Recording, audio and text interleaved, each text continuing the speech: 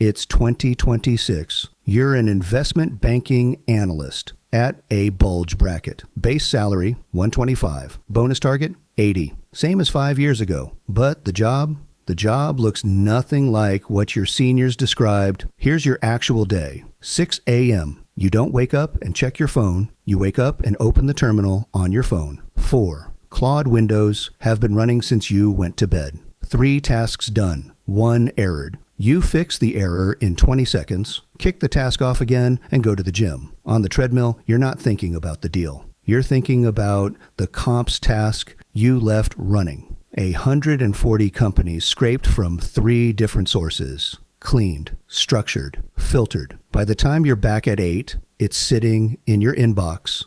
Done. You just outsourced the first 2 hours of your analyst self to a workflow that ran while you were deadlifting. This isn't hustle porn.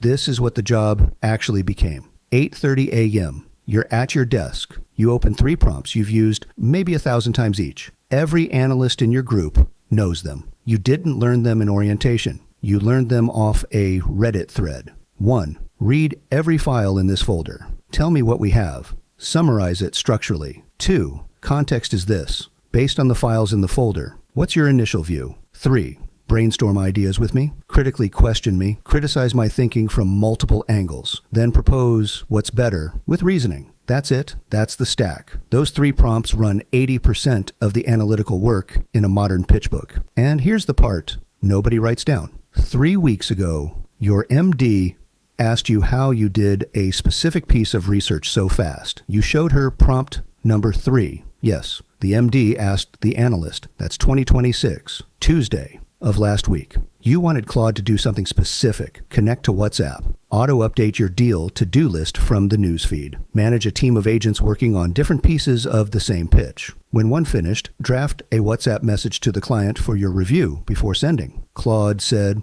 I can't do that. 5 years ago, you would have closed the window, done it by hand, taken 3 days. But you'd seen someone on a forum do exactly this. So you didn't accept the no. You broke the task into pieces. You handed Claude each piece. You told it, yes, you can. Here's how I saw someone else handle the WhatsApp part. Try it. 40 minutes later, it worked. Here's the truth nobody tells you about 2026 IB. AI's I can't is almost never true. It's just AI's polite way of saying, I haven't figured it out yet. The analyst who accepts the no gets the output of 2021. The analyst who pushes gets the output of 2028. The gap between those 2 analysts compounds every single week. 2 p.m. You get pulled into a live deal. A U.S. industrial company buying a European competitor. Enterprise value, 1.2 billion euros. 3 bidders. Your job today,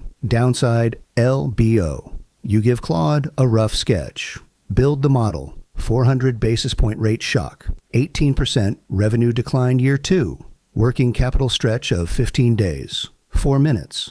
The model lands. Math is clean. You don't use it. You use it as a scaffold. Then you rebuild the assumptions. Because the CapEx profile for this specific industry under stress isn't in any training data. Your VP would have caught that if you hadn't. You caught it before she had to. That's the actual job in 2026. Not prompt engineering, not writing the model from scratch either. It's catching AI before it looks confidently stupid on a stage that matters. 5 p.m., your MD's office. Client on Zoom. 0 AI in this room. The CFO asks you a curveball you didn't prep for. You answer because you've been inside the deal for 11 weeks. You've been on 40 hours of client calls. You've seen his shoulders tighten every time he talks about his CFO of finance versus his CFO of ops. You know which one is actually blocking the deal. Claude doesn't know any of that. Claude will never know any of that. Your MD pays you for the answer to that curveball. The rest of the work, the models, the decks, the comps, the bank pays you for, but it's not why you're in the room. 8:30 p.m. You leave the office. Here's what nobody posts on LinkedIn. Your bank didn't fire 30% of its analysts. It just hired 30% fewer this cycle. Same deal volume. Cleaner decks, faster LBOs, tighter comps, done by fewer analysts, each running 4 Claude windows, while the old analysts ran 2 pens. The pyramid didn't flatten. The top stayed the same. The base just got narrower. Go read Goldman's Q1 2026 earnings. IB fees up 48% year over year. Headcount at the junior levels, not subtle. That productivity gain, the bank captured it.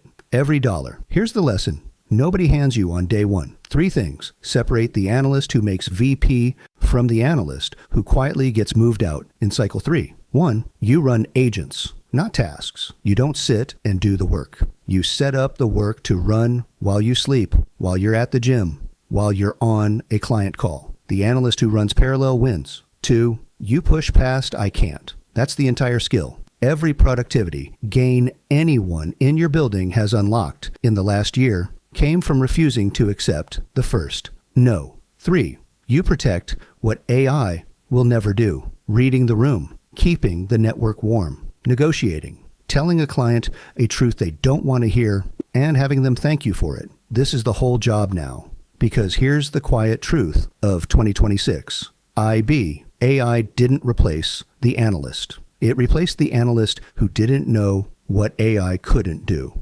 11:15 p.m. You're in bed. Slack from the VP. Revise base case by 7 a.m. MD wants 3 scenarios for the client. You open the terminal. 4 Claude windows. You draft the prompt chain. You kick off the agents. You set it running. Then you go to sleep. The work is working while you're not. Welcome to investment banking in 2026.